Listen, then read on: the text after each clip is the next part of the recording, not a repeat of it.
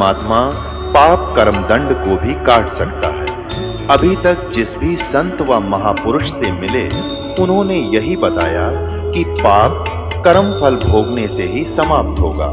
वो प्रभु कौन है जो पाप कर्म को काट देता है, वो काल के बंधन से छुड़वा देता है। उसका क्या नाम है, पूजा की विधि क्या है? कृपया अवश्य सुनिए जगत गुरु तत्वदर्शी संत रामपाल जी महाराज के अमृत वचन। उसके अपनी सोच है, अपना अनुभव है, और दूसरा ज्ञान है वेदों का। ये चारों वेदों का सारांश है, यानी कोड वर्डों में अधिक जानकारी है श्रीमद् भगवद गीता में, और चारों वेदों का एक संक्षिप्त रूप और निष्कर्ष रूप है ये ज्ञान है। अब इस स्थान स्थान पर गीता ज्ञानदाता कहता है ये तो मेरा मत है, यानी मेरी सोच तो ये है, और बाकी जो ज्ञान ये दे रहा है वो वेदों वाला दे रहा है।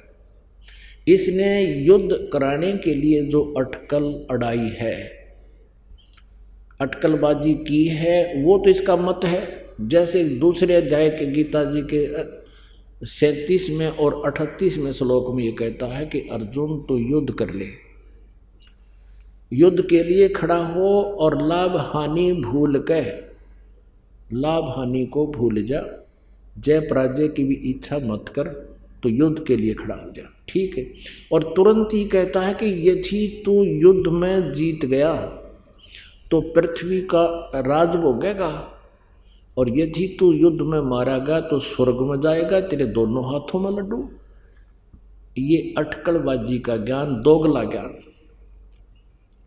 ये भ्रमित करने वाला ज्ञान, ये काल का है, अपना मत है। अब 7वें अध्याय के 11वें श्लोक में गीता ज्ञानदाता ने क्या कहा है कि जो रजगुण यानी श्री ब्रह्मा जी से जो संसार की उत्पत्ति जीव आपस में जो है ना प्रेरित होकर के वासना वश होकर के जीव उत्पत्ति करते हैं, संतानों उत्पत्ति करते हैं, ये तो श्री ब्रह्मा जी रजगुण से हो रहा है। और सतीथि यानी एक दूसरे में मोह ममता, भाई का भाई से प्यार, बहन भाई का प्यार, पति पत्नी में ममता, संपत्ति में लगाव, ये तो इसको सतीथि बोलते हैं कि इस कारण से ये जीव अपना टाइम पास कर ले। ये सतगुण विष्णु जी से हो रहा है, भाव से हो रहा है, और तमोगुण माने संहार श्री शंकर जी अर्थात श्री शिव जी तमोगुण से ये सब संहार हो रहा है। सतीथि यानी उत्पत्ति, सतीथि और प्रलय, कहते इन तीनों गुणों से जो कुछ भी हो रहा है इसका मुख्य कारण मैं हूँ, काल कहता है, लेकिन मैं इनमें नहीं, ये मुझ में नहीं। इस काल ने, काल रूपी ब्रह्म ने, इस ज्योति निरंजन ने अपने पुत्रों को पृथ्वी लोक, स्वर्ग लोक और नीचे पाताल लोक पर एक एक विभागीय मंत्री का दर्जा देकर अधिकारी बना दिया, और स्वयं इनसे भिन्न रहता है, इसके इनके सामने नहीं आता, गुप्त रहता है, इनको भी उनका उसका पता नहीं। तो ये कहता है कि ये जो कुछ भी हो रहा है इसका मुख्य कारण तो मैं हूँ, निमित्त मैं हूँ, लेकिन मैं इनमें नहीं हूँ, मैं इनसे बाहर हूँ। अब यही प्रमाण लेते हैं कि रजगुण ब्रह्मा है, सतगुण विष्णु, तमगुण शिव जी। ये कंसेप्ट क्लियर करना पड़ेगा, तब ये सदग्रंथ श्रीमद् भगवत गीता जी के श्लोक 12 से लेकर 15 तक आपकी समझ में आएंगे। अब सबसे पहले ये देखते हैं कि ये कहता है गीता ज्ञानदाता, ये काल, इसको ये महाशिव भी कहलाता है, काल रूपी भगवान भी कहलाता है। ये कहता है कि मैं इनसे अलग हूँ। देखिए संक्षिप्त शिव पुराण सचित्र मोटा टाइप, गीता प्रेस गोरखपुर से प्रकाशित है। संपादक हनुमान प्रसाद पोदार, प्रकाशक एवं मुद्रक हैं गीता प्रेस गोरखपुर, गोविंद मन कार्यालय कोलकाता का संस्थान। फोन नंबर फैक्स नंबर ये है। इसके 110 पृष्ठ पर आपको दिखाते हैं थोड़ा सा। ये देखिए 110 पृष्ठ संक्षिप्त शिवपुराण और ये है रुद्र संहिता। ये 9वें अध्याय के लास्ट में है। सारा प्रकरण दे करके यहाँ पर निष्कर्ष दिया कि इस प्रकार ब्रह्मा विष्णु और रुद्र इन तीनों देवताओं में गुण है, परंतु ये शिव, ये इनका पिता, ये इनके सामने नहीं आता और ये इनसे भिन्न रहता है, परंतु शिव गुणातीत माने गए हैं। इससे ये सिद्ध हो गया कि रजगुण ब्रह्मा, सतगुण विष्णु, तमगुण शिव जी, इसको महेश कहो, इन तीनों देवताओं में तो गुण है और परंतु शिव गुणातीत माने गए। अब देखिएगा मार्कंडेय पुराण, ये गीता प्रेस गोरखपुर से प्रकाशित है। गीता प्रेस गोरखपुर से प्रकाशित है। इसके 123 पृष्ठ पर यहाँ देखिएगा, ये मार्कंडेय जी कह रहे हैं, यहाँ मार्कंडेय जी बोले, ये मार्कंडेय जी बताते आ रहे हैं, इस तरह स्वयंभू परमात्मा की, ये काल को स्वयंभू कहते हैं, ब्रह्म को, इस प्रकार स्वयंभू परमात्मा की 3 अवस्थाएं हैं। रजोगुण प्रधान ब्रह्मा, तमोगुण प्रधान रुद्र और सत्वगुण प्रधान विश्वपालक विष्णु है। ये ही 3 देवता हैं और ये ही 3 गुण है, यही 3 गुण है। ये समझ गया, आगे कंसेप्ट क्लियर हो गया। और क्लियर करते हैं इसको, क्योंकि ये आध्यात्मिक ज्ञान है और यदि इसमें जरा सा भी कच्चापन रह गया तो ये नकली गुरु अज्ञानी जनता को भ्रमित कर देंगे। परमेश्वर की कृपा से इनका ये दाव दास लगन नहीं देगा। हमारे सदग्रंथ हमारे पास हैं और श्रद्धालु शिक्षित हैं, हम इनको बहुत अच्छी तरह समझ सकते हैं। ये देखिएगा, ये श्रीमद् देवी भागवत हिंदी टीका सहित भाग 1, ये कहाँ से प्रकाशित है? अथ श्री देवी भागवतम सभाष्टिकम समात्यम, खेमराज श्री कृष्ण दास प्रकाशन बम्बई, ये यहाँ से छपी है। ये इसके और काफ़ी विवरण दे रखा कहाँ से छपी है। अब इसके हम तीसरे स्कंद में इन तीनों गुणों को देखेंगे क्या है। अथ श्रीमद् देवी भागवते भाषा टीका युक्ते तृतीय स्कंद प्रारंभते, तीसरा स्कंद शुरू होता है। अब देखना इसके 11 पृष्ठ पर, देवी भागवत 11 पृष्ठ, भाषा टीका युग तृतीय स्कंद अध्याय 5 का, और मंत्र नंबर हम 8 पढ़ेंगे। पहले हिंदी पढ़ेंगे फिर संस्कृत पढ़ेंगे। ये 7वां समाप्त हुआ, 8वां प्रारंभ होता है। हे माता, यदि हमारे ऊपर सदा आप दया युक्त हो तो हमको तमोगुण में किस प्रकार प्रदान किया है।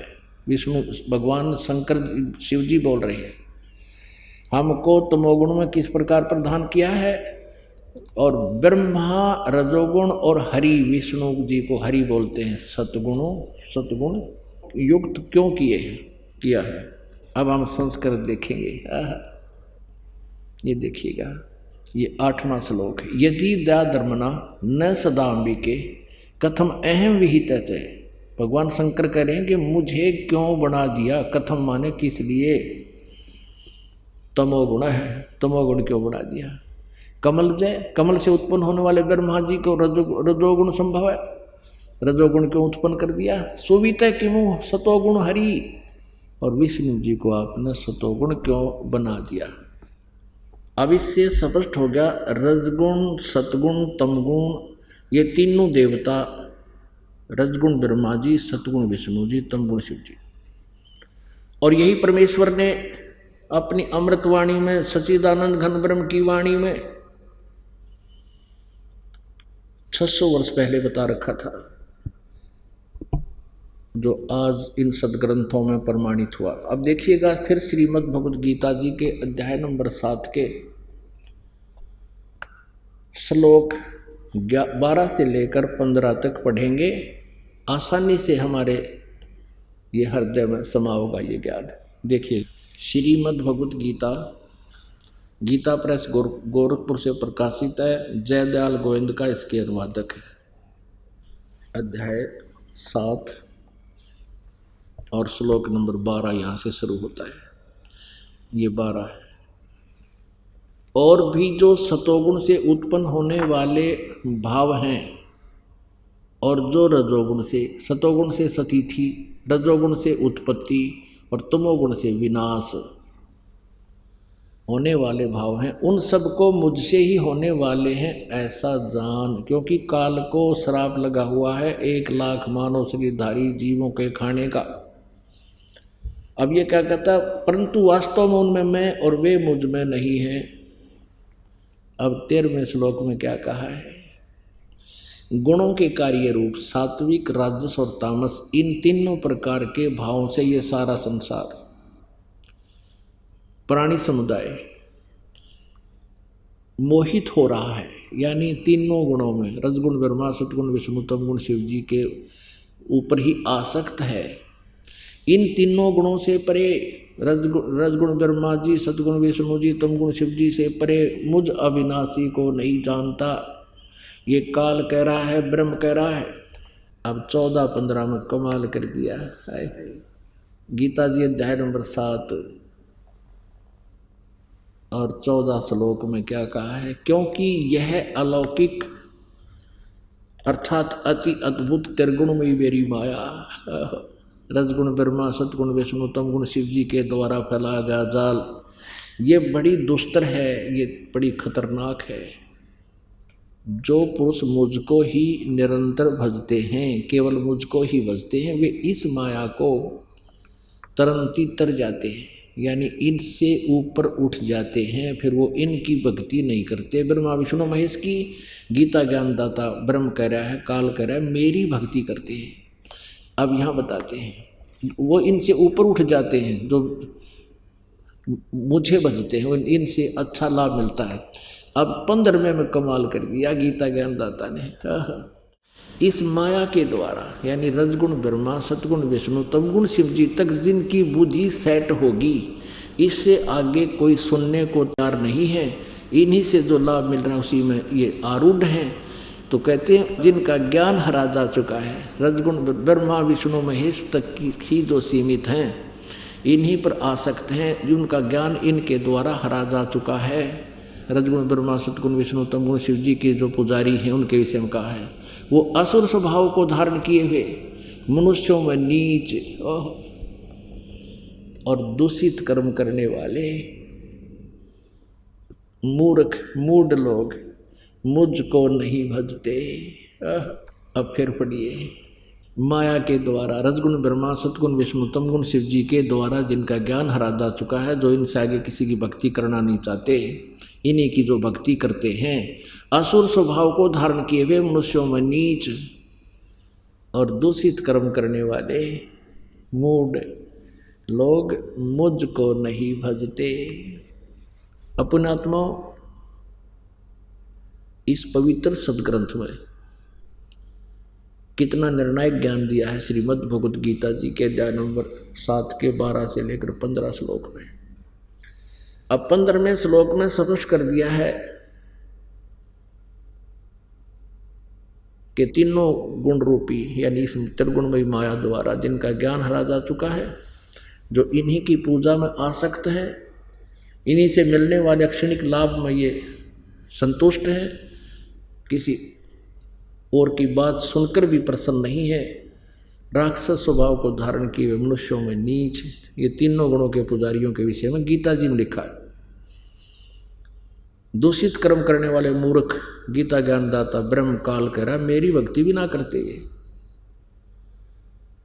अब जैसे रजगुण ब्रह्मा जी की भक्ति की थी हिरण्यकशिपु ने, राक्षस कहलाया, अपने पुत्र का शत्रु बन गया और कुत्ते वाली मौत मारा गया। ऐसे ही तमगुण शिव की पूजा की थी रावण ने, राक्षस कहलाया, ऐसा जुल्म कर दिया, दूषित कर्म, अपनी ही माता को उठा ले गया।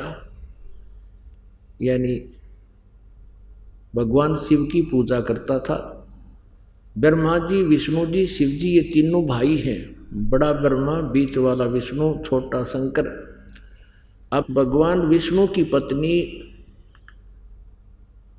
माता हुई, क्योंकि जिसको वो इष्ट मान रहे थे शंकर भगवान को, उसका बड़ा भाई, और रावण पुजारी। ऐसे ही इस तमगुण शिव की पूजा की थी भस्मागिरी ने। भगवान शिव जी के महल के सामने, गेट के सामने, सिर आसन पर, ऊपर ने पैर नीचे को सिर करके 12 वर्ष खड़ा रहा उल्टा। एक दिन पार्वती जी की प्रेरणा से, प्रार्थना से भगवान शिव ने उस भस्मागिरी से पूछ लिया कि तू क्या चाहता है, मांग, तूने जो मांगना है, मैं तेरे से प्रसन्न हो गया हूँ। अब भस्मागिरी ने कहा कि भगवान आप वचनबद्ध हो जाओ तब मांगू। भगवान शिव जी ने सोचा भी तपस्वी आदमी है, के मांगेगा, एक सिद्धि मांग लेगा, दे दूंगा। भगवान शिव जी ने कहा ठीक है भाई, मांग ले, मैं वचनबद्ध हो गया। तभी उसने वो साधना त्याग दी, खड़ा हो गया और कहा कि आप अपना भस्म कंडा दे दो। भगवान शिव जी के हाथ में एक कड़ा था, उसमें ऐसा सिद्धि युक्त कर रखा था भगवान शिव जी ने कि जिसके भी सिर के ऊपर वो ऐसे करके भस्म कह दे, वो जल जाता था, नष्ट हो जाता था, भस्म हो जाता था। इस बात का ज्ञान था भस्मागिरी ने। और भस्मागिरी किस लिए उपासना कर रहा था कि भस्म कंडा लेकर शिव जी से, और शिव जी को मारूंगा, भस्म कर दूंगा, और पार्वती को अपनी पत्नी बनाऊंगा। अब पुण्यात्माओं विचार करना इन बातों पे। इससे नीच कर्म और क्या होगा? अपने इष्ट की पत्नी पर ही बुरी नजर। अब भगवान शिव जी को ये नहीं मालूम इस दुष्ट के मन में के कुधारणा है, और इनको अमंत्रियामी कहें। ब्रह्मा विष्णु महेश को अमंत्रियामी कहा करते, इसे होया कर अंतर्यामी। और फिर इनको अविनाशी कहते थे। अब ज्यों ही भगवान शिव ने कड़ा उसको दे दिया और कहने लगा भस्मागिरी के होले शिव जी होशियार, तुझे मारूंगा, पार्वती को पत्नी बनाऊंगा। भगवान शिव जी डर के भाग लिए, भयभीत होकर अपनी जान रक्षा के लिए दौड़ दिए, स्पीड खींच दी। आगे आगे भगवान और पाछे पाछे पुजारी जग खाट ठानते। अब ये जो अविनाशी होते, इन भागण की आवश्यकता थी? अभी तक इनके विषय में जो ज्ञान इन नकली गुरुओं ने दिया वो कति अज्ञान भर रखा हमारे अंदर। इनकी जीवनी में लिखा दास तो पढ़कर सुना रहा आपको। फिर भगवान ने पार्वती रूप बनाया, भस्मागिरी के सामने खड़े हो गए। भस्मागिरी से बोले कि रुक जाओ, अब शिव जी तो तेरे पास आएगा नहीं, उसको तो इतना भय है कि जब तक तेरे पास कड़ा है वो निकट नहीं आएगा। अब भस्मागिरी का तो उद्देश्य यही था कि पार्वती मिले मुझे। आगे आपको इस कथा का पता ही है कि भगवान ने फिर उसको गंड हथनाथ नचा के और उसी कड़े से उसका हाथ ऊपर ले आकर के ऐसे नाच इस हाथ को ऊपर कर, इसको नीचे कर। जब वो कड़े वाला हाथ उसके ही सिर पर पहुंच गया तब कह दिया भस्म। वो भस्मागिरी मर गया। उसके बाद वो भस्मा असुर कहलाया। भस्मागिरी से ये गिरी, पुरी, नाथ, नागा, सन्यासी ये सारे शिव जी के पुजारी हैं, तमगुण शिव के पुजारी हैं। तो भस्मागिरी से वो भस्मासुर कहलाया, कुत्ते वाली मौत मरा। तो इस प्रकार कहा है इन तीनों गुणों के उपासक राक्षस स्वभाव को धारण किए हुए मनुष्यों में नीच दूषित कर्म करने वाले मूर्ख हैं। अब विष्णु जी के उपासक अर्थात श्री कृष्ण जी के उपासक वैष्णव कहलाते हैं। एक बार हरिद्वार के अंदर कुंभ के मेले की परवी का संयोग हुआ। उस समय ये सभी ये त्रिगुण उपासक, ये षटदर्शनी भी बोलते हैं इनको, ये 6 प्रकार के जैसे गिरी, पुरी, सन्यासी, वैष्णो, नागा, कनपाड़े, नाथ, ये इस प्रकार 6 प्रकार के ये अलग अलग इनके वैरायटी होती है, षटदर्शनी कहते हैं इनको। ये पहुंच गए वहाँ हरिद्वार में और वहाँ ये अलग अलग अपने अपने ग्रुप में खड़े इकट्ठे हो जाते हैं। गिरी अलग, पुरी अलग, सन्यासी न्यारे, नागा न्यारे और वैष्णो अलग से। और जिस समय परभी का समय निर्धारित होता है उस समय उस सरोवर या दरिया में, जैसे हरिद्वार में हर की पैड़ी पर परभी लगी थी, हर की पैड़ी पर स्नान करने के लिए चल पड़े ग्रुप के ग्रुप, कोई 1000 ग्रुप में। सबसे पहले नागा पहुंच गए, वो बिल्कुल निवस्त्र रहते हैं, वो भी भगवान तमोगुण शिव के उपासक हैं। हर की पैड़ी पर पहुंच गए, स्नान करने की पोजीशन में खड़े हो गए। पीछे से ये सतगुण विष्णु जी के उपासक वैष्णु संत आ गए। इन्होंने देखा कि नागा सबसे पहले नहाने को तैयार हैं गंगा में, हर की पैड़ी में। तो वैष्णो ने कहा कि हम सर्वश्रेष्ठ हैं, नागाओ तुम बाद में स्नान करना, प्रथम हम स्नान करेंगे। अब नागा कहने लगे कि हम सर्वश्रेष्ठ हैं, हम त्यागी और वैरागी हैं, हम निवस्त्र रहते, हमें कोई इच्छा नहीं संसार की, हम सर्वश्रेष्ठ हैं, प्रथम स्नान हम करेंगे।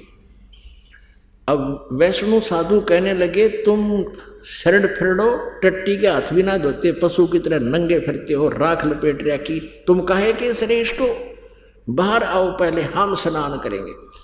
अब स्नान करना तो भूल भाल गए, भगवान भी भूल गए, हर की पैड़ी भी ना याद रही, आपस में झगड़ने लगे।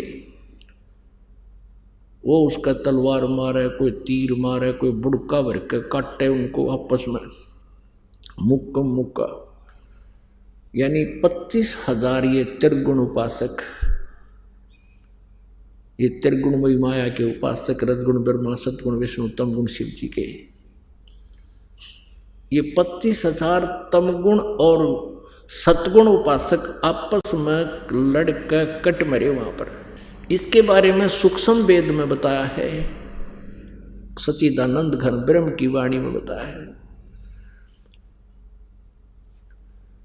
तीर तुपक तलवार कटारी, ये जमधड़ जोर बधावे हैं, हर पैड़ी हर हेत न जाण्या, वहाँ जा तेग चलावे हैं, काटे शीस नहीं दिल करुणा, ये जग में साध कवावे हैं, जो जन इनके दर्शन को जावे, उनको भी नरक पठावे हैं। ओए होए, तीर तुपक तलवार कटारी, ओए कहते डट के लठ बजावे हैं, हर पैड़ी हर हेत ना जाण्या। हर की पैड़ी कब है, और भगवान के प्रति प्यार नहीं, उनकी आपस में काट रहे हैं एक दूसरे, भगवान की आत्माओं को काट रही है एक आत्मा। हर पैड़ी हर हेत नहीं जाण्या, और वहां जाकर तेग चला में, तेग माने तलवार, और काटे शीस नहीं दिल करुणा, एक दूसरे का सिर काट रहे हैं, दिल में दया नाम की चीज नहीं, और वो जग में साध कवावे हैं।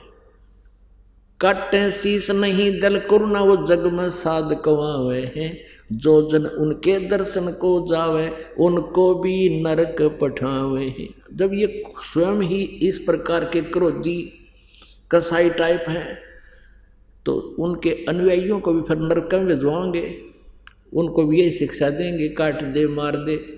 ये कोई साधुओं के लक्षण होते हैं? पुणात्माओं, हमने सदग्रंथों को समझाने, क्योंकि जिनको हम विद्वान समझते थे वो कोरे अज्ञानी थे। अब ये तो प्रसंग हो गया कि गीता ज्ञान दाता इन तीनों गुणों, रजगुण ब्रह्मा, सतगुण विष्णु, तमगुण शिव जी, यानी तीनों देवताओं की भक्ति करने वालों को क्या बता रहे हैं? राक्षस स्वभाव को धारण किए, और के कसर राक्षस से गुंडेत है। राक्षस स्वभाव को धारण किए हुए मनुष्यों में नीच दूषित कर्म करने वाले और मूर्ख। बता किस बात पर लड़े थे ये? एक नहाने के ऊपर, स्नान के ऊपर। इनसे अच्छा कैरेक्टर तय आम आदमी का होगा जो भक्ति भी ना करता। जैसे कहीं कोई बैठे हैं, स्नान कर रहे हैं किसी घाट पर, और कोई व्यक्ति आ जाता है पीछे से, स्नान करने वाला आम व्यक्ति भी ये कहता, आ जाओ आप भी नहा लो, लो आ जाओ मैं थोड़ा सा इधर हो देता हूँ, आप भी स्नान कर लो। अरे ये नहीं होगा, हम श्रेष्ठ पहले नहाएंगे। अरे पहले पाछे में के गंगा का पानी खत्म हो जाना था, या कोई वो मलिन हो जाना था वो जल, इतनी अकल नहीं लोगों में। अरे ये साधु संत कमावे और दुनिया न बरमावे, अभी तक लगे हुए हैं दुनिया जनता के श्रद्धालुओं के जीवन नष्ट करने में। अब तीनों देवताओं की जो पूजा करते हैं, ये गीता ज्ञानदाता ब्रह्म कह रहा है, वो नहीं करनी चाहिए। श्रीमद् भगवत गीता जी अध्याय नंबर 7 के 12 से लेकर 15 आपने पढ़ लिए। अब 7वें अध्याय के 16, 17, 18 3 श्लोकों में गीता ज्ञानदाता अपने साधकों की जानकारी देता है। उसके बाद 19 में अन्य जानकारी है, अभी आपके समक्ष बताएंगे। और फिर 20, 21, 22 और 23 में गीता ज्ञानदाता फिर उन्हीं तीनों गुणों, रजगुण ब्रह्मा, सतगुण विष्णु, तमगुण शिव जी, यानी इन तीनों देवताओं की साधना को गलत बता रहे हैं। अब देखिएगा, श्रीमद् भगवत गीता, गीता प्रेस गोरखपुर से प्रकाशित है और जयदयाल गोविंद का इसके अनुवादक है। ये 7वां अध्याय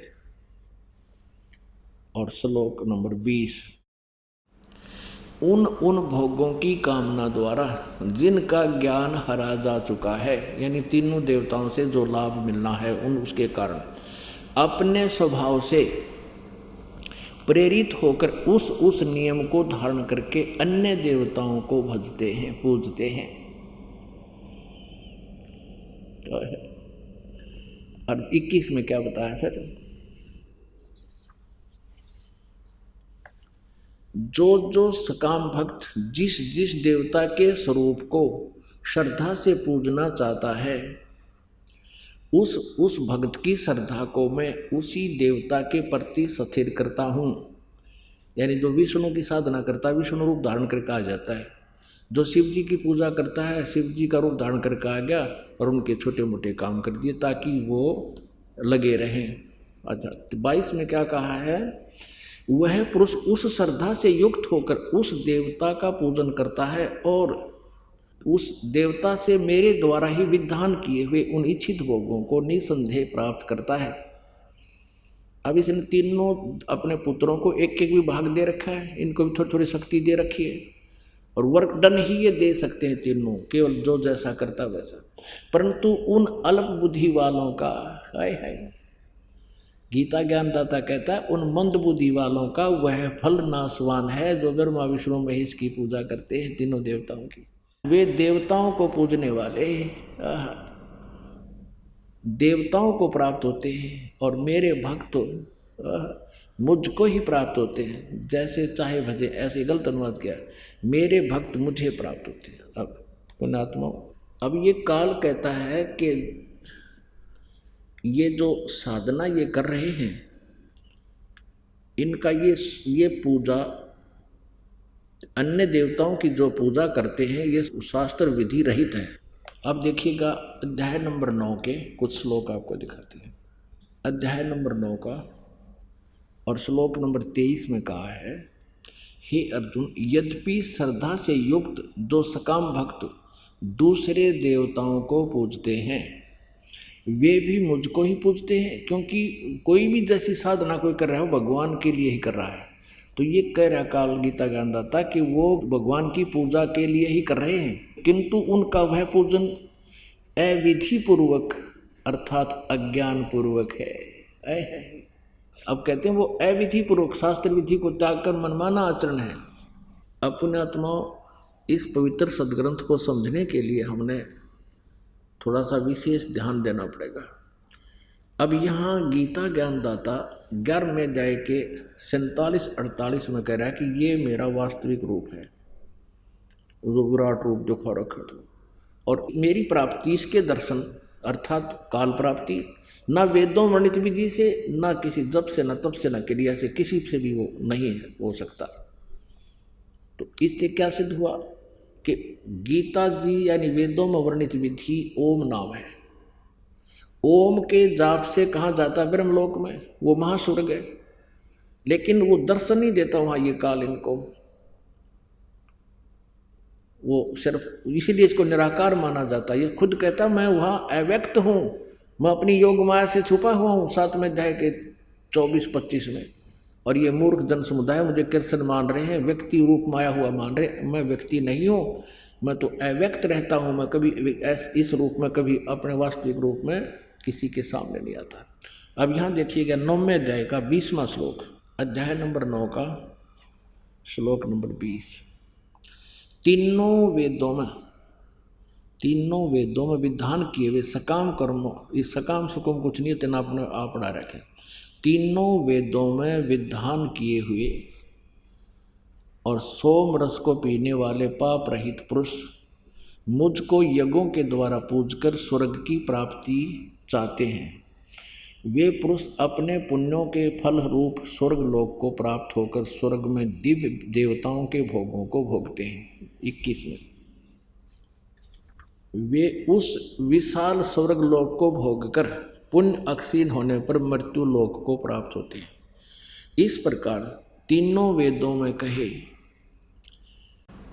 वे सकाम कर्म आश्रय लेने वाले भोगों के कामना वाले पुरुष बार बार आवागमन को प्राप्त होते हैं, अर्थात पुण्य के प्रभाव से स्वर्ग में जाते हैं, पुण्य क्षीण होने पर मृत्यु लोक में जाते हैं। 22 में कहा है जो अनन्य प्रेमी भक्तजन मुझ परमेश्वर को निरंतर चिंतन करते हुए निष्काम भाव से बचते हैं, नित्य निरंतर मेरा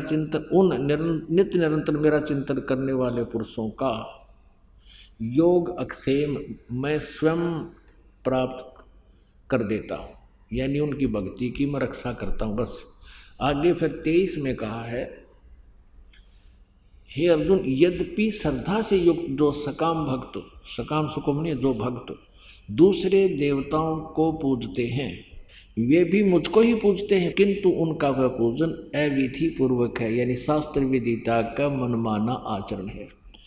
अपनात्मा अब हम 16वें अध्याय के 23वें श्लोक को आपको दिखाते हैं। श्रीमद् भगवत गीता अध्याय 16 और श्लोक नंबर 23। जो पुरुष शास्त्र विधि को त्याग कर अपनी इच्छा से मनमाना आचरण करता है, मनमानी पूजाएं करता है, वह न सिद्धि को प्राप्त होता है, न परम गति को और न सुख को ही। व्यर्थ शास्त्र विधि को त्याग कर जो अविधि पूर्वक साधना करते। अब 16 में जाएगा 24 में, इससे तेरे लिए कर्तव्य और अकर्तव्य की व्यवस्था में शास्त्र ही प्रमाण है। ऐसा जानकर तू शास्त्र विधि से नियत यानी शास्त्र अनुकूल कर्म ही करने योग्य है, शास्त्र विधि से नियत यानी शास्त्र अनुकूल साधना ही करने योग्य है, करनी चाहिए। अब 17वां अध्याय के प्रथम श्लोक में प्रश्न किया अर्जुन ने। अब 17वां अध्याय है और प्रथम श्लोक में हे कृष्ण, क्योंकि ये कृष्ण मान रहा था अर्जुन, जो मनुष्य शास्त्र विधि को त्याग कर श्रद्धा से युक्त हुए देव आदि का पूजन करते हैं, उनकी स्थिति फिर कौन सी है? सात्विक है अर्थात राजसी है या तामसी? 17वें के दूसरे में कहा है मनुष्यों की वह संस्कारों से शास्त्रीय संस्कारों से रहित केवल स्वभाव से उत्पन्न श्रद्धा सात्विक और राजसी तथा तामसी तीनों प्रकार की ही होती है, उसको मुझसे सुन। अब तीसरे में कहा है हे बार सभी मनुष्यों की श्रद्धा उनके अंतःकरण के अनुरूप होती है, यानी पहले जन्म में जिसे उन्हें साधना कर रखी वह पुरुष श्रद्धा में है, इसलिए जो पुरुष जैसी श्रद्धा वाला स्वयं भी वैसा ही है, स्वयं भी है वही है। अब देखो है अन्यों के है ये अच्छी आत्मा, सात्विक अच्छे विचारों के व्यक्ति तो अन्य देवताओं की पूजा करते हैं। 17वें का चौथा, सात्विक पुरुष देवों को पूजते हैं। ये सात्विक पुरुष अच्छी आत्मा है जो ब्रह्मा विष्णु महेश देवताओं की पूजा करते हैं। और राजस व्यक्ति जो है वो यक्ष राक्षसों की पूजा करते हैं, कि तो बकरे काट रहे हैं, कि तो भैंसा काट कर चढ़ावें, सौफंड करते हैं, कोई दारू चढ़ावें। और अन्य तामस मनुष्य जो हैं वे प्रेत भूत गणों की पूजा करते हैं। अपने आत्माओं, जो मनुष्य शास्त्र विधि से रहित केवल मन माना कल्पित घोर तप को तपते हैं, शास्त्र विधि तक जो भी ये साधनाएं कर रहे हैं तप करते, दम और अहंकार से युक्त, कामना आसक्त और बल के अभिमान से युक्त हैं, वो नरे अहंकारी और विनाशक है। अब 5वां पढ़ लिया 6ठे में, शरीर रूप से स्थित भूत समुदाय को और अंतःकरण में स्थित मुझ को भी ये क्रस करने वाले हैं। उन अज्ञानियों को असुर स्वभाव के जान।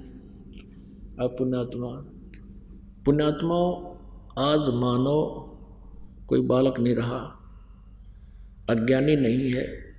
हवाई जहाज बना लिए, कंप्यूटर बना लिए, इंटरनेट बना लिए। अब इस अध्यात्म ज्ञान को, अपने सदग्रंथों को हम बहुत आसानी से समझ सकते हैं। और इन मूर्खों ने जो आज तक हमारा जीवन नष्ट किया, इनको पहचान कर इनसे हम पीछा छुड़ा सकते हैं। जैसे श्रीमद् भगवत गीता अध्याय नंबर 18 के श्लोक नंबर 62 में गीता ज्ञान दाता कहता है कि अर्जुन, तू सर्वभाव से उस परमेश्वर की शरण में जा जिसकी कृपा से तू परम शांति को और सनातन परम धाम को प्राप्त होगा। यह गीता ज्ञान दाता से कोई और परमात्मा है। और इन नकली आचार्यों से, इन तत्व ज्ञानहीन आचार्यों से कोई पूछता है कि श्रीमद् भगवत गीता जी के अध्याय नंबर 18 के श्लोक नंबर 62 में गीता ज्ञान दाता अपने से अन्य किस परमेश्वर की शरण में जाने को कह रहा है? तो ये तत्व ज्ञानहीन कहते हैं अपने ही बारे में कह रहा है, और किसके बारे में कहेगा? उससे ऊपर कोई परमात्मा ही नहीं है। ये अकल के चोर, इन ना गीता का ज्ञान ना इन प्राणों का ज्ञान दुनिया को भ्रमित कर रहे हैं। पुण्यात्माओं, 3 प्रभु हैं। ये ब्रह्मा विष्णु महेश तो बहुत अलग से स्थिति है इनकी। एक ब्रह्म, इसको सर्वब्रह्म भी कहते हैं, क्षरब्रह्म, सर्वपुरुष भी कहते हैं, क्षरपुरुष। और दूसरा परब्रह्म, इसको अक्षर पुरुष भी कहते हैं। और तीसरा परम अक्षर ब्रह्म, जिसको परम अक्षर पुरुष भी कहते हैं। श्रीमद् भगवत गीता अध्याय नंबर 8 के श्लोक नंबर 1 में अर्जुन ने पूछा कि भगवान, आपने गीता जी अध्याय नंबर 7 के श्लोक नंबर 29 में कहा है कि मेरे इस ज्ञान को आश्रय मानकर, कौन से ज्ञान को? जो चौथे अध्याय के 32वें श्लोक में कहा है कि उस सच्चिदानंद घन ब्रह्म की वाणी में, ब्रह्मण्य मुखी, उस सच्चिदानंद घन ब्रह्म की वाणी में ये आध्यात्मिक अनुष्ठानों की, यज्ञों की जानकारी विस्तार से कही गई है। वो तत्व ज्ञान है जो परमेश्वर ने स्वयं आकर बताया है।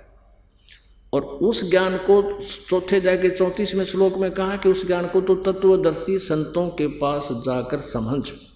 फिर तत्वदर्शी संत की पहचान बताई है 15वें अध्याय के प्रथम श्लोक में, कि जो उल्टे लटके हुए संसार रूपी वृक्ष के सभी विभागों को जड़ से लेकर तना, डार, पत्ते, शाखा क्या है, इनको विस्तार से बताएगा। स वेदवित, वो वेद के तात्पर्य को जानने वाला है, वो तत्वदर्शी संत। तो 7वें अध्याय के 29वें श्लोक में गीता ज्ञानदाता कहता है कि मेरे आश्रित होकर, मेरे इस ज्ञान को आश्रय मान बनाकर जो तत्वदर्शी संतों से संबंधित हो जाते हैं, उनसे संपर्क कर लेते हैं, वो फिर उस सारे अध्यात्म ज्ञान से परिचित हो जाते हैं, वो तत्व ब्रह्म से परिचित हैं, उसको जानते हैं। वो जो केवल फिर जरा और मरण से छुटकारे के लिए ही प्रयत्न करते हैं, किसी इस संसार की किसी और वस्तु की डिमांड नहीं करते। अब गीता ज्ञानदाता कहता है 7वें अध्याय के 29वें श्लोक में कि मेरे इस ज्ञान को आश्रय बनाकर तत्वदर्शी संतों को जो खोज लेते हैं, वे जो जरा और मरण से छूटने के लिए, जरा माने बुढ़ापा, मरण माने मृत्यु, जरा और मरण ये दो ही सबसे खतरनाक इस मनुष्य के जीवन के अंदर ये दो सतिथि है, स्टेज है। एक तो बुढ़ापा सबसे खतरनाक है, और मरना कोई चाहता नहीं, और यह मृत्यु जबरदस्ती होगी। तो कहते जरा और मरण मोक्षाय माम आश्रित यतन कीजिए, मेरे इस ज्ञान को आश्रय बनाकर जो जरा और मरण से छूटने के लिए प्रयत्न करते हैं, ते ब्रह्म तत्विदु, वो तत्व ब्रह्म से को जानते हैं, और अखिल यानी सारे अध्यात्म को जानते हैं, और कृष्णम और सारे इस कर्मों से परिचित हैं।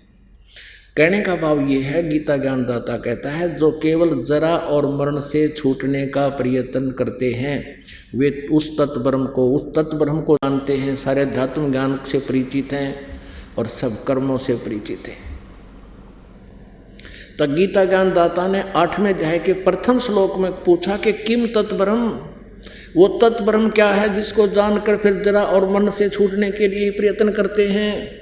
गीता ज्ञानदाता ने 8वें अध्याय के और फिर तीसरे श्लोक में कहा है गीता जी में कि वो परम अक्षर ब्रह्म है। वो गीता ज्ञानदाता से अन्य है। एक सरब्रह्म, उसको अक्षर पुरुष भी कहते हैं, एक अक्षर ब्रह्म दूसरा, उसको अक्षर पुरुष भी कहते हैं और पर ब्रह्म भी कहते हैं, और तीसरा परम अक्षर ब्रह्म, उसको परम अक्षर पुरुष भी कहते हैं, उसको सत्य पुरुष भी कहते हैं, जो वास्तव में अविनाशी है। अब श्रीमद् भगवत गीता अध्याय नंबर 15 के श्लोक नंबर 1 से 4 में निष्कर्ष है कि उल्टे लटके हुए संसार रूपी वृक्ष के सभी विभागों को जो बता देगा, स वेदविद, वो तत्वदर्शी संत है, वो वेद के तात्पर्य को जानने वाला। तो परमेश्वर कबीर जी ने 600 वर्ष पहले अपनी सच्चिदानंद घन ब्रह्म की वाणी में सूक्ष्म वेद में बताया, अक्षर पुरुष एक पेड़ है, निरंजन वा की डारे, तीनों देवा शाखा है, ये पात रूप संसार। ये देखिएगा, ये एक संसार रूपी उल्टा लटका हुआ वृक्ष जानो, जिसके ऊपर को जड़ है और नीचे को तीनों गुण रूपी शाखा है, रजगुण ब्रह्मा, सतगुण विष्णु, तमगुण शिव जी। ये संसार रूपी वृक्ष समझो। अब जो जमीन से बाहर दिखाई देता है उसको वृक्ष बोलते हैं। अब यहाँ परमात्मा कबीर जी ने कहा था अक्षर पुरुष एक पेड़ है, ये अक्षर पुरुष। आइए अब हम उन श्रद्धालुओं के अनुभव जानते हैं जो जगत गुरु तत्वदर्शी संत रामपाल जी महाराज जी से दीक्षा प्राप्त कर चुके हैं तथा उनके द्वारा बताए गए भक्ति मार्ग पर चल रहे हैं। नमस्कार सर। नमस्कार सर, क्या नाम है आपका? मेरा शेर सिंह नाम है जी। शेर सिंह जी, आप कहाँ से हैं? मैं बहादुरपुर पसोली, जिला बुलंदशहर, उत्तर प्रदेश से हूँ जी। शेर सिंह जी, संत रामपाल जी महाराज से नाम दीक्षा आपने कब ली? सर, मैंने गुरुजी संत रामपाल जी महाराज से जो दीक्षा सन 2013 28 जून को ली। सर, संत रामपाल जी महाराज से नाम दीक्षा लेने से पहले क्या आप कोई भक्ति साधना भी करते थे? जी, जो पारंपरिक भक्ति साधनाएं सभी लोग करते हैं, समाज में प्रचलित हैं, वही सभी साधनाएं करते थे, जिसमें विशेष हम बजरंगबली और जार बाबा को मानते थे, क्योंकि हम राजस्थान में, हमारे पापा जी रेलवे में थे, तो राजस्थान क्षेत्र में रहते थे, हरियाणा के नज़दीक है, सिरसा पड़ता है, तो वहाँ रहते थे। वहीं जारबीर बाबा को सबसे ज़्यादा मैं मानता था। सर, फिर आप संत रामपाल जी महाराज की शरण में कैसे आए?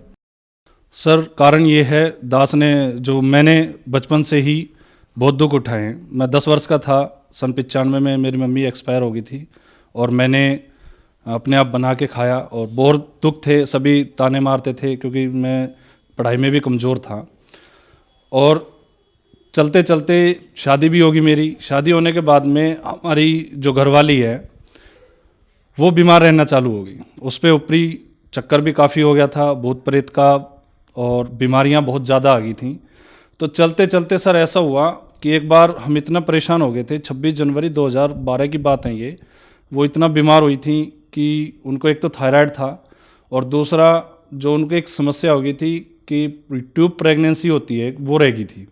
बच्चा पेट में रहने की बजाय, बच्चेदानी में रहने की बजाय जो ट्यूब के अंदर रह गया था, जिसकी दवाइयाँ लेने की वजह से वो ट्यूब प्रेगनेंसी जो क्लोट हुई तो वो पेट के अंदर ही ब्लडिंग सारी क्लोट हुई, जिसकी वजह से हम परेशान हुए। डॉक्टर के पास में गए, डॉक्टरों ने मना कर दिया और फिर जिला बुलंदशहर में अपने ही डिस्ट्रिक्ट में हम उन्हें लेके पहुँचे। वहाँ पहुँचने के बाद में डॉक्टर ने उनको तुरंत ऑपरेशन बोला क्योंकि काफ़ी ज़्यादा खून उनका अंदर पेट के अंदर जा चुका था। तो डॉक्टरों ने तुरंत ऑपरेशन बोला, ऑपरेशन हुआ। ऑपरेशन होने के बाद में हमारी जो घरवाली थी वो बच गई, लेकिन बीमारियों का और ऊपरी हवा का इतना ज़्यादा असर हो चुका था उनके ऊपर कि वो सामने बैठ के अपने सामने बताती थी कि ये औरत मेरे को लेके जाएगी। ऐसा होते होते होते होते काफ़ी समय बीत गया। इतनी ज़्यादा बीमार हो गई वो कि बहुत ज़्यादा, वो हर समय ये कहने लगी, चिल्लाने लगी कि भाई मैं परेशान हूँ, मेरे को ये लेके जाएगी, ये बोलेगी। जो मैंने मंदिर बना रखा था अपने जहर बाबा का और बजरंग बली का, जिनकी साधनाएं मैं करता था, उन्हीं के सामने बैठ के वो रोने लगी कि ये औरत मेरे सामने बैठी है और ये मेरे को लेके जाएगी। तो मैं भी काफ़ी परेशान हो गया और हमने दोनों ने सोचा कि भाई कर्ज हम पटा नहीं सकते क्योंकि नौकरी चली गई, नौकरी भी नहीं है हमारे पास में, पैसा भी नहीं है और कर्ज काफ़ी था और कर्ज हम किसी का दे नहीं सकते। तो हमने सुसाइड करने की सोच ली थी और समय आया भी। मैं जो गोलियां होती हैं सल्फास वगैरह की, जो वो लेके भी आया मैं घर पे। और जिस दिन हमें खाना था, पहले हम दोनों मियाँ बीवी दोनों, बच्चे सुआने के बाद में दोनों हम रोते रहे और इतना रोए कि 3-4 हमें 3 साढ़े 3 का टाइम हो गया था रोते रोते। तो कैसे ही दोनों जैसे बैठे थे आपस में गले लग के जो रो रहे थे हम, तो आँख लग गई और आँख लगना हुआ है हमारा। और उसके बाद में क्या हुआ कि हम सुबह उठा और उठ के जैसे मैं नहाने के लिए चला तो P7 न्यूज़ चैनल पर एक संत रामपाल जी महाराज की का मैंने सबसे पहले सत्संग सुना। उन्होंने कहा कि कोई भी दुख है वो परमात्मा टाल सकता है।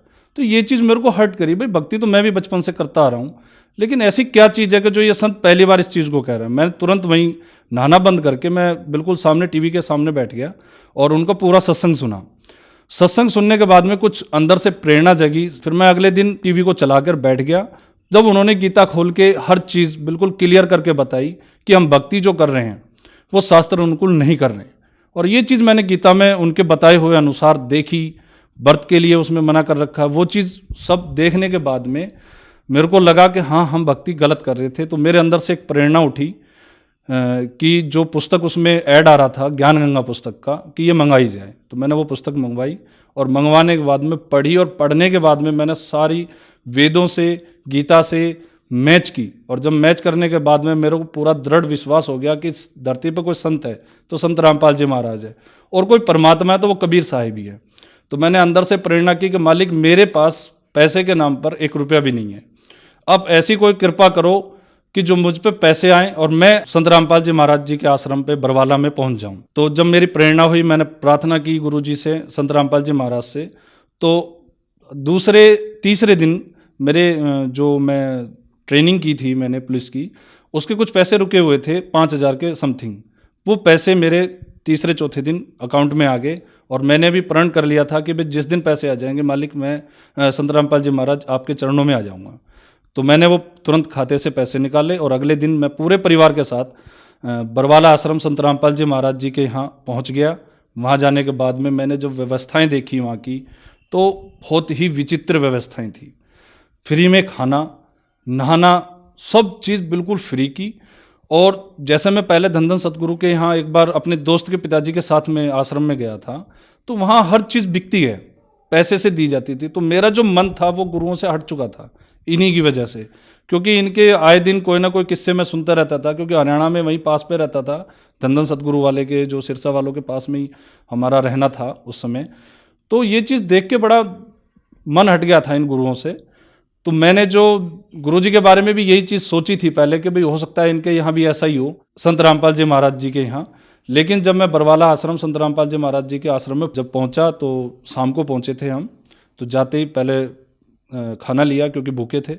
खाना लेने के बाद में, नहाने धोने के बाद में फिर नाम दीक्षा के लिए हमने फॉर्म भरा और गुरुजी से नाम दीक्षा ली। संत रामपाल जी महाराज जी से हमने नाम दीक्षा ली। सर, जब आपने संत रामपाल जी महाराज से नाम दीक्षा ली तो नाम दीक्षा लेने के बाद क्या आपको लाभ भी प्राप्त हुए? उनके जितने भी अनुयायी हैं, हर किसी को कोई ना कोई लाभ तो जरूर मिलता है। लेकिन मैं अपनी बता रहा हूँ। एक जब हम परेशान थे, मैंने बताया जैसे कि हमारी घरवाली को जो परेशानियां चलती रहीं, उनके आधार पे एक मैंने कुंडली बनवाई थी। आप जानते हो कि एक यस आई कैन चेंज नाम से जो लाल किताब अमृत वाले हैं, उनके यहाँ से मैंने कुंडली बनवाई थी और पूरी किताब आई थी मेरे पास में। और उसमें मेरी घरवाली और बड़े वाले बच्चे के लिए एक अनहोनी लिखी हुई थी कि 2016 और 17 की स्टार्टिंग में दोनों में से एक जना कोई भी खत्म हो जाएगा किसी बीमारी से। ये भविष्यवाणी थी उस कुंडली में। लेकिन संत रामपाल जी महाराज से नाम दीक्षा लेने के बाद में जैसे कि हमने ये सब चीज़ जल प्रवाह कर दी थी, क्योंकि इनकी हमें कोई ज़रूरत नहीं रही थी। तो समय चलता आया, भक्ति हम करते हुए आए। तो एक समस्या बहुत थी मेरे साथ में कि मेरे को पिछले 7 साल 8 साल से नाम दीक्षा लेने से पहले एक एक्सीडेंट हुआ करता था होली और दिवाली में। तो उसमें मेरा काफ़ी नुकसान होता था और दिवाली के समय में आते आते पूरे परिवार बीमार जरूर होता था। लेकिन संत रामपाल जी महाराज से दीक्षा लेने के बाद में बीमारियां घर से बिल्कुल चली गईं और जो घरवाली को ऊपरी चक्कर था वो बिल्कुल ठीक हो गया उसी दिन से, जिस दिन उन्होंने नाम दीक्षा ली। संत रामपाल जी महाराज से नाम दीक्षा लेने के बाद में उनकी जो ऊपरी जो बोलते हैं भूत प्रेत की व्याधा थी वो उसी दिन से ख़त्म हो गई है। और समय भक्ति करते आते आते सन 2016 के नवंबर में हमारी जो घरवाली है वो फिर बीमार हुई और बीमार काफ़ी ज़्यादा हुई। उनके जो लीवर डैमेज हो गया था, आंतों में इन्फेक्शन बन गया था। लोकल डॉक्टरों को हमने दिखाया और दिखाने के बाद में उन्होंने इलाज भी किया, 10-15 दिन इलाज किया, लेकिन उन्होंने फिर मना कर दिया। मना करने के बाद में फिर हम डिस्ट्रिक्ट में अपने सोम हॉस्पिटल है वहाँ लेके गए। वहाँ डॉक्टर जो हैं उन्होंने इलाज किया उनका, लेकिन 15-20 दिन के बाद में उन्होंने भी मना कर दिया और रेफ़र कर दिया कि भाई इनका जो इन्फेक्शन है वो ठीक नहीं हो रहा और जो लीवर की प्रॉब्लम है वो ज़्यादा बढ़ रही है। क्योंकि आते आते उस समय तक आते आते हमारी जो घरवाली हैं उनका पानी भी दूभर हो गया था पीना, क्योंकि जैसे ही पानी पीती थी तुरंत उल्टी कर देती थी। तब मुझे वो भविष्यवाणी जो थी, जो मैंने वो लाल किताब अमृत मंगाई थी, वो याद आई मुझे कि भाई उसमें भविष्यवाणी की हुई है कि या तो लड़का बड़ा वाला या घरवाली किसी बीमारी की वजह से ख़त्म हो जाएंगे। तो मुझे जब वो चीज़ याद आई तो मैंने तुरंत कबीर साहब को याद करते हुए संत रामपाल जी महाराज के सामने दंडवत प्रणाम किया और उनको याद किया, मालिक आपके चरणों में आने के बाद में ऐसा अनर्थ नहीं होगा, ये वेदों में भी आपने सिखाया है हमें और बताया भी है। तो मैंने तुरंत जब वो चीज़ याद आई तो मैंने गुरुजी संत रामपाल जी महाराज को याद किया और प्रार्थना लगाई उन्हीं से। फ़ोन द्वारा प्रार्थना लगाई जाती है, अगर कोई संकट आता है किसी पे तो हम अपने गुरुजी संत रामपाल जी महाराज को अपनी प्रार्थनाएं बताते हैं कि गुरुजी हमें ये समस्या है। तो जब मैं उनको नामदान सेंटर लेके गया, वहाँ उनका नाम शुद्ध करवाया और गुरुजी का जवाब आया कि बेटा आपकी घरवाली ठीक हो जाएंगी, बस भक्ति करो और परमात्मा आप पे दया करेंगे। उसी समय उसी दिन से हमारी जो घरवाली है वो ठीक होना स्टार्ट हो गई और 10 या 15 दिनों में बिल्कुल ठीक होगी बिना दवाई गोली के। फिर उनके कोई इलाज नहीं करवाया मैंने, सिर्फ नाम शुद्ध करवा के भक्ति बढ़वाई और कुछ धार्मिक यज्ञ होते हैं जो हमारे गुरुजी करवाते हैं संत रामपाल जी महाराज, वो किए और बिल्कुल ठीक हो गई वो। तो वो भविष्यवाणी भी हमारे संत रामपाल जी महाराज ने अपनी भक्ति जो वो बताते हैं शास्त्रों अनुकूल, उसके द्वारा बिल्कुल ठीक करते हैं। आज भी मेरे दोनों बच्चे, मेरी घरवाली और मैं बिल्कुल ठीक हैं, कोई हमें समस्या नहीं है किसी भी प्रकार की। ये लाभ मिला मुझे। और आध्यात्मिक लाभ ये हुआ मेरे को कि मैं जिस विभाग से ताल्लुकात करता हूँ, एक तो रिश्वत लेने का बहुत ज़्यादा मैं आदी था, रिश्वत भी लेता था, नशा भी करता था, और एक ये कुबेर और गुटके जो ऐसी चीज़ें जो मेरे को हर टाइम चाहिए थी, कभी कोई भी व्यक्ति मेरी छुड़वा नहीं सका। और हमारी घरवाली ने भी काफ़ी कोशिश की कि भाई इन चीज़ों को छोड़ दो, कोई एक्स्ट्रा काम कर लो। मैंने क्या एक्स्ट्रा क्या बीड़ी पीनी और स्टार्ट कर दी, ये तो छूटे नहीं एक बीड़ी चीज़ और। लेकिन जब गुरुजी से प्रार्थना की, उनसे आशीर्वाद लिया, संत रामपाल जी महाराज जी से मैंने जब आशीर्वाद लिया और उनसे प्रार्थना की खुद सामने, मैंने पहले संत इस धरती पे ऐसा देखा है जो संत रामपाल जी महाराज कि जो अपने भक्तों से रूबरू मिलते हैं, उनकी समस्याएं सुनते हैं, उनको आशीर्वाद देते हैं। ऐसा संत मैंने आज तक कोई धरती पर नहीं देखा, क्योंकि जितने भी संत देखे मैंने और जहाँ भी मैं गया वहाँ सब हाथ हिलाते हुए दूर से चले जाते, लेकिन संत रामपाल जी महाराज ही ऐसे देखे कि जो अपने भक्तों के पास जा जाके, अपने अनुयायियों के पास जा जाके उनकी समस्याओं को पूछना और उनका निवारण करना और आशीर्वाद देके उनकी हर भक्ति को दृढ़ करना। सर, आपने बताया कि आप पारंपरिक पूजाएं करते थे, तीर्थों पर जाते थे, आपकी पत्नी का लीवर खराब हो गया था, डॉक्टरों ने मना कर दिया था। संत रामपाल जी महाराज से नाम दीक्षा लेने के बाद उनका लीवर ठीक हो गया। सर, मेडिकल लाइन में जब कोई पार्ट्स खराब हो जाता है तो वह खराब हो जाता है, ठीक नहीं हो सकता। तो संत रामपाल जी महाराज के पास ऐसी क्या दवाई भक्ति है जहाँ मेडिकल साइंस फेल हो जाता है, उन लोगों को संत रामपाल जी महाराज ठीक कर रहे हैं? देखिए, अभी मैंने जब आपको बताया कि मैंने सब चीज़ शास्त्रों में, गीता जी में प्रमाण देखा। हम एक तरफ कहते हैं कि परमात्मा सब कुछ कर सकता है, लेकिन जहाँ संत रामपाल जी महाराज का ज्ञान आता है तो वहाँ लोग अलग बातें क्यों करते हैं? परमात्मा सब कुछ कर सकता है भाई, हम भी मानते हैं। क्यों? क्योंकि उन्होंने भक्ति हमें वही दी है जो शास्त्रों अनुकूल है। हमने आडंबर नहीं कर रहा, हमने जो पहले भक्ति करते थे, सारी भक्तियां करते थे, सेवाएं हमारे अंदर थी। हम कभी किसी साधु संत को अगर कोई घर आ जाता था, खाना खिलवाना, और आज भी है, कोई आए घर खाना खिलवाते हैं। लेकिन पहले क्यों नहीं लाभ मिलते? क्योंकि पहले हमने मनमानी पूजाएं कर रखी थी, अपने मनमानी सेवाएं करते थे। कहीं भी किसी ने कहा कि भाई उस चामड़ को पूज लो, उसको पूजने चले गए। किसी ने कहा मेहंदीपुर चले जाओ, वहाँ चले गए। किसी ने कहा जार बाबा चले जाओ, वहाँ चले गए। लेकिन हमने कोई संपूर्ण भक्ति आज तक कोई संत नहीं मिला था संत रामपाल जी महाराज के अलावा। संत रामपाल जी महाराज ने इस धरती के एक भी देवता को नहीं छोड़ा है। उन्होंने दोपहर की आरती में 33 करोड़ देवताओं की वंदना तक बता रखी है। जब हम सबका आदर करेंगे, सम्मान करेंगे, तो सभी हमें लाभ देंगे। इसका मतलब यह है कि संत रामपाल जी महाराज देवी देवताओं की पूजा करवाते हैं? नहीं, आप पूजा और भक्ति में अंतर है। संत रामपाल जी महाराज, कबीर साहब पूर्ण परमात्मा की तो पूजा बताते हैं, बाकी सभी देवी देवताओं की आप भक्ति बताते हैं। सर, जो श्रद्धालु आज आपको टीवी पर देख रहे हैं, आप उन्हें क्या कहना चाहेंगे? समाज से, सभी से प्रार्थना है, क्योंकि सब एंड्रॉयड फ़ोन चलाते हैं। अधिकतर 90% लोग आज के समय में पढ़े लिखे हैं, और हमारे संत रामपाल जी महाराज कोई भी बात अपनी तरफ से नहीं बताते हैं। अगर किसी भी व्यक्ति को ये लगे कि इन्होंने अपनी तरफ से कोई बात बताई है, तो जो नंबर सत्संग चैनल पे आते हैं, आप उन पे कंप्लेंट कर सकते हैं। लेकिन पहले उस चीज़ को चेक करें, देखें। ज्ञानगंगा पुस्तक मंगाएं, जीने की राह पुस्तक मंगाएं, इन दोनों पुस्तकों को मंगाएं, या कोई भी एक पुस्तक, ज्ञानगंगा पुस्तक मंगाएं, आप उसे पढ़ें। ज्ञानगंगा में जो भी चीज़ दी गई है, वेदों के आधार पर, गीता जी के आधार पर, कुरान के आधार पर, बाइबल के आधार पर, सभी शास्त्रों के आधार पर, सभी धर्मों के आधार पर आपको पुस्तक दी गई है। वो मात्र 20 रुपये की आप किसी उससे ले सकते हैं, और यहाँ आप SMS करेंगे तो फ्री भी आ जाएगी आपके यहाँ पे। उसे पढ़ो, समझो, और समझने के बाद में जब आप उसे मैच कर लो, देख लो, तो उसके बाद में संत रामपाल जी महाराज की शरण में आएँ और भक्ति करें। सर, अब आखिरी सवाल आपसे, संत रामपाल जी महाराज से नाम दीक्षा कैसे ले सकते हैं? संत रामपाल जी महाराज से नाम दीक्षा लेने के लिए जो आप चैनल देख रहे हैं, इसके नीचे एक पीली पट्टी चलती है, उसके ऊपर मोबाइल नंबर आते रहते हैं। आप उन पर कांटेक्ट कर लें, वहाँ का आपको नामदान सेंटर का नंबर दे दिया जाएगा, एड्रेस दे दिया जाएगा। आप संत रामपाल जी महाराज से नाम दीक्षा ले सकते हैं। धन्यवाद सर। नमस्ते।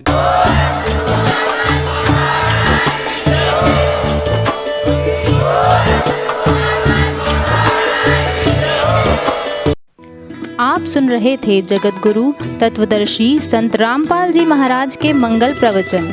अधिक जानकारी के लिए संपर्क करें